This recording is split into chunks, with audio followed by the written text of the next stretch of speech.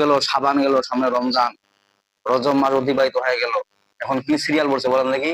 সাবান মাস। সাবান, সাবান শব্দ হলো আচ্ছন্ন করা, পরিচ্ছন্ন করা, মানুষদেরকে পরিশুদ্ধ করা, বলেন না সুবহানাল্লাহ। আর রমজান, রমজান বলতে কি বোঝায়? রমজানের শব্দ হইলো, রমজান শব্দ হলো আগুন, আর রমজান শব্দ কি? আগুন। প্রফেসর আবার কেউ কেউ বলছেন যে ঢাল শুরু। মুফাসসির ব্যাখ্যা লিখছে যে রমজানকে আগুন বলা হয় কেন? যে রমজান মাসকে এই জন্য আগুন বলা হয়, যেমন নাকি আগুন নাকি কাঠ খড়ি খুঁটা পুড়ে ছারখার করে দেয়, ওরকম মানুষের গুনাহগুলাকে এই রমজান আসে পুরো ছারখার করে দেয়, বলেন না সুবহানাল্লাহ।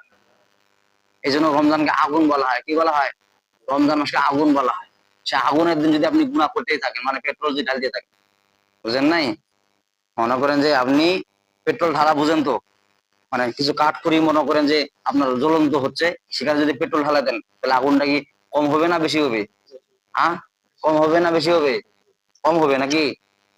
হ্যাঁ, বলা এইদিকে মনে হয় কম হবে, আওয়াজ নাই।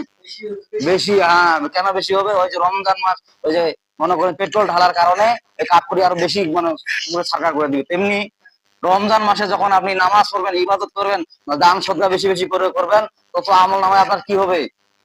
গুনাহগুলো আরো পরিশুদ্ধ করে দিয়ে, গুনাহগুলো আপনার মনে করেন পুরো ছারকার করে দিয়ে, বলেন না সুবহানাল্লাহ। মানে কয়লার কোনো চিহ্নই থাকবে না, এমন পর্যায়ে দাঁড় হবে। ঠিক কিনা বলেন? এই জন্য সামনে রমজান মাস, এখন টেস্ট করতে হবে, রমজান মাসের পরিস্থিতি গ্রহণ করতে হবে, নিতে হবে, যে এখন থেকে আমরা নফল রোজা পালন করার চেষ্টা করবো, এবং বেশি বেশি করে মসজিদ, মাদ্রাসা, ইতিম মিসকিনদেরকে দান সদকা করার কি করব?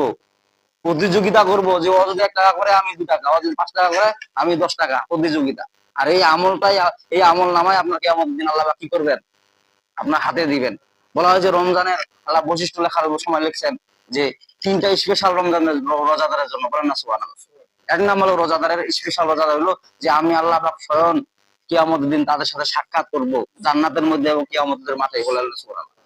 আর বলা হয়েছে যে কিয়ামতের মাঠ এমন পর্যায়ে দাঁড় হবে, আরশের ছায়া ছাড়া আর কোনো ছায়া থাকবে না। এই সূর্যটা দেখবেন কত উপরে, সূর্য, সেই সূর্য থাকবে মাথার 6 হাত উপরে। বলা হয়েছে যে এখন তো 12টা মুখ খুলে দেওয়া নাই, তখন 12টা মুখ খুলে দিয়ে উপর করে দিয়া বলা হয়েছে যে মানে এত পরিমাণে তাপ দিবে যে মানুষ ঘামের চোটে মনে করেন যখন হাবুডাবু হবে, বলেন না নাউযুবিল্লাহ। আর সেখানে আল্লাহ তাআলা আরশের ছায়া দিবেন। সেখানে যদি আপনি রোজাদার অবস্থায় থাকেন, তাহলে আপনাকে আল্লাহ রোজাদার অবস্থায় আল্লাহ তাআলা কবুল করে নিয়ে আপনার সাথে সাক্ষাৎ করবেন, বলেন না সুবহানাল্লাহ। এবং বলা হয়েছে রোজাদারের দুর্গন্ধ, আমরা এটা যে দুর্গন্ধ বলি, আর দুর্গন্ধ না, আল্লাহর কাছে এটা সুগন্ধ মনে হয়, বলেন না সুবহানাল্লাহ। আল্লাহর কাছে খুব প্রিয়, বলেন না সুবহানাল্লাহ। এখন থেকে পরিস্থিতি নেওয়া লাগবে আমাদের কিসের? বলেন দেখি? রমজানের। রমজানের পরিস্থিতি কি নিবো আমরা? আমরা তো আমরা নামাজই পড়তে চাই না। আমাদের এমন হয়ে গেছে, কিছু লোক আছে এরকম যে শুক্রবারের দিন, শুক্রবারের দিন, আর রমজান মাসে, রমজান মাসে। কিন্তু বিষয়টা হলো যে মুমিন যারা, মুসলমান যারা, মুত্তাকিন যারা, ইমানদার দাবি করে, তারা সবসময় কি করবে? মৃত্যুকে ভয় করবে এবং গুনার কাছ থেকে দূরে থাকবে যারা মুমিন। আচ্ছা, কখন যে কার মৃত্যু হয়ে যায় বলা যায়? দেখবেন যে আপনার বয়সের, মনে করেন যে আপনার বয়স 60, দেখবেন 50-40 বছরের লোক অনেক মারা গিয়েছে। আপনি চায়ের হোটেলে একসাথে খানা খাইছেন, বেড়াইছেন, চা খাইছেন, হাসি তামাশা করছেন, ওই দেখবেন যে ওই দিক নেই। পূর্বের ইতিহাসের দিকে তাকান, ছোটবেলা, ছোটবেলার আপনার ক্লাস সাথীদের দিকে তাকান, অনেকে দেখবেন নাই, কবরে চলে গেছে। শুধু মৌতের কথা বলা যাবে না। এই জন্য মুমিন যারা, তারা গুনাহ থেকে কি করবে? বিরত থাকবে, বলেন না সুবহানাল্লাহ। আর রমজানকে ঢাল স্বরূপ বলা হয় কেন? বলা হয় বলেন দেখি? রমজানকে এই জন্য ঢাল স্বরূপ বলা হয় যে ঢাল কি করে? যে পাথর বা লাঠি বললাম যখন মারে, তখন ওই ঢালটা কি করে? আটকায়। ওরকম রমজানও মানুষের গুনাহকে আটকায়, বলেন না সুবহানাল্লাহ। আল্লাহুম্মা সাল্লি সালাতান কামিলান ওয়া সাল্লি সালামান আলা মুহাম্মদ। একটু সকলে আওয়াজ করে বলি সাল্লাল্লাহু আলাইহি ওয়াসাল্লাম। এই যে দেখেন শাবান মাস, সামনে রমজান আসতেছে, তারপরে আমাদের মসজিদের চিত্র দেখেন, এমন চিত্র যে মুসল্লি নাই বলতেই চলে। ঠিক কিনা বলেন? এই যে আমরা মানুষের জানাজায় যাচ্ছি, রোগ হচ্ছিল, আমরা মৃত্যু লোক দেখতেছি, তারপর আমাদের হুঁশ জ্ঞান হয় না যে আমাদের মৃত্যুবরণ করতে হবে। হ্যাঁ, জুমার নামাজ, জুমার নামাজ, ওয়াক্তিয়া নামাজ, এগুলা মনে হয় ফরজে কিফায়া নাকি? বলেন আপনারা? এগুলো ফরজে আইন। আর জানাজার নামাজ হলো ফরজে কিফায়া, কিছু সংখ্যক লোক নিয়ে পড়লেও কিন্তু হয়ে যেত। কিন্তু এই যে জুমার নামাজ পড়তে হবে বাধ্যতামূলক, ফরজে আইন, ফরজ নামাজ, এগুলাতে লোক পাওয়া যায় না। হ্যাঁ, ওগুলা লোক পাওয়া যায় না, কাজে মনে করেন যাবে না। ওই দিন কাজ ছুটাবে কিয়ামতের দিন, যে আমার কাম, আমার আজান কি তোমার কানে যায় নাই? গেছিল যে আপনি আজান বাদ দিয়ে আনে, তুমি কিভাবে কাজ করছিলা?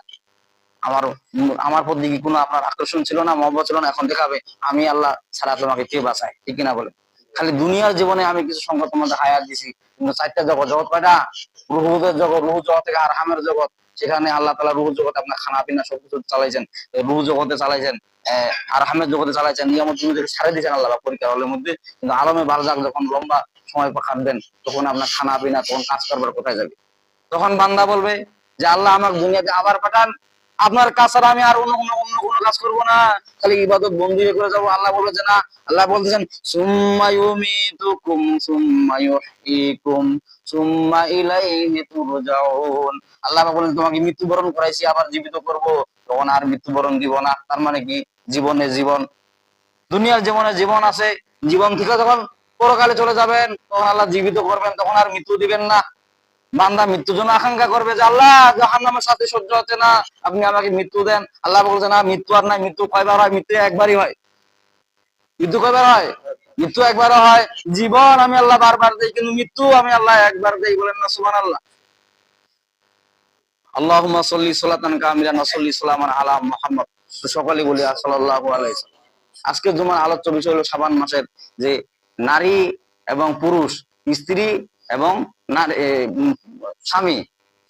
নারী পুরুষ, এটা পুরুষ এবং মহিলাকে বোঝায়, আর স্ত্রী আর স্বামী এটা বলা হয় যারা আবদ্ধ হয়, বিয়েতে যারা আবদ্ধ হয় তাদেরকে বলা হয় স্বামী, আর যারা বিয়েতে আবদ্ধ হয় না তাদেরকে নারী আর পুরুষ বলা হয়। যে কোনো একটা পুরুষ, যে কোনো একটা নারী, ঠিক না? আর যখন বিয়ে আবদ্ধ হয় তখন ওটাকে কি বলা হয়? স্বামী আর স্ত্রী। আল্লাহ পাক এই যে কোরআনে আয়াত নাজিল করছেন সূরা বাকারার 228 নম্বর আয়াতে আল্লাহ পাক বলতেছেন যে ওয়ালাহুন্না মিসলুল্লাযী আলাইহিন্না বিল মারুফ, ওয়ালাহুন্না মিসলুল্লাযী আলাইহিন্না বিল মারুফ। স্বামীর প্রতি স্ত্রীর যেমন যত্নবান দায়িত্ব আছে, স্ত্রীর প্রতি স্বামীর কি আছে? তেমন যত্নবান নিয়ে নেওয়া লাগবে। এখন এই আয়াতের একজন ব্যাখ্যাকারী ব্যাখ্যা করতে যায়, ব্যাখ্যা করছে কি জানেন না? যে নারী পুরুষ সমান অধিকার আছে না নাই? আচ্ছা বলেন তো, আল্লাহ পাক তো স্পষ্ট বলতেছেন যে একজন পুরুষ যখন যে মেরাজটা পাবে, মানে বাপের কাছে যে